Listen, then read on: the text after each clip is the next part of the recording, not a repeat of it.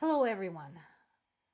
Russia continues to pound Ukraine's Kharkiv region in general and specifically the city of Kharkiv, all the while continuing to attempt to intimidate Ukraine's allies.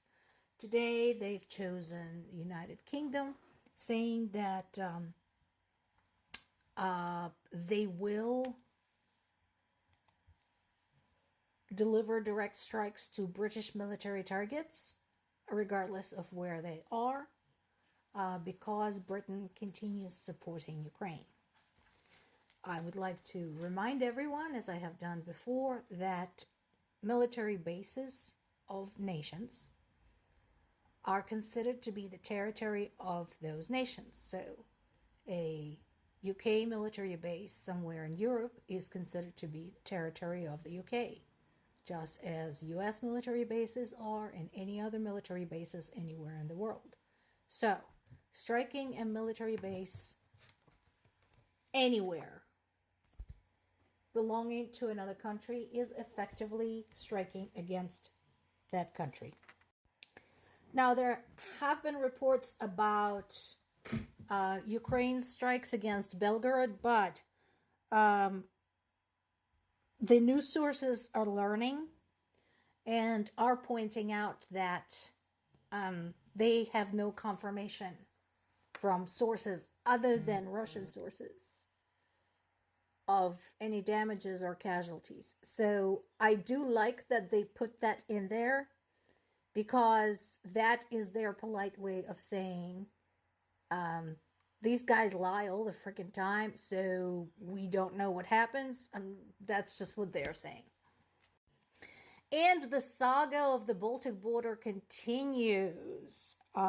There's an additional piece on that today in multiple sources, talking more about that draft that has been removed about moving Russia's Baltic border. Basically, they're saying that Russia's maritime borders in the Baltic Sea should be determined in accordance with international law. However, my question to the Russian government is, since when do you fucking care about the international law? International law had already told you to get the fuck out of Ukraine. You don't seem to give a shit about that.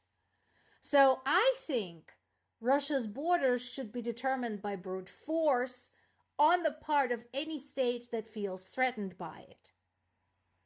You guys have threatened every freaking body in the world. The US, everybody in the EU, the UK. When does it stop? So now you respect international law? How convenient. Where was international law when you annexed Crimea? Or Chechnya? Or when you came barging into Ukraine? That was a violation of international law. So until you follow international law respecting other people's borders, don't expect anyone else to follow international law in respect to yours. As we know, France's Macron has been very vocal, demanding the show of force against Russia. But in this particular case, I think I disagree with him, as do, interestingly, both Zelensky and Putin. So he suggested there should be a ceasefire during the Olympic Games this summer. And symbolically it would be interesting, but it is not a good idea. Now, let's break this down. So Macron is correct in saying that Putin keeps saying that he is ready for peace, etc., but then proceeds to pound civilians and do nothing about it. So that part is true. But the problem is that we know from prior experience that any ceasefire would just serve Russia to regroup, to accumulate more weapons from their friends, and so on and so forth. So this does not serve Ukraine at all. And I think if he wanted to have something symbolic or whatever, something at least to show Russia that the world does care, he could continue trying to persuade the International Olympic Committee to exclude all of Russia's athletes and Belarus's athletes and Chinese athletes and North Korean athletes and Iranian athletes. In other words, everybody who is helping Russia invade Ukraine, exclude their athletes from the Olympic Games. That would be a good message to send. This subject continues to be frustrating. Why? Why is that even a question? Why is it okay for Russia to shoot into Ukraine, but not okay for Ukraine to shoot into Russia? I mean, let's face it. We know this. If anybody decided to, hit a missile into the United States, we would rain all kinds of hellfire on them. We know this. We've done this. Do you remember what happened after 9/11? Effectively, somebody did eat something at the U.S. territory, airplanes, and people died, and U.S. started a war.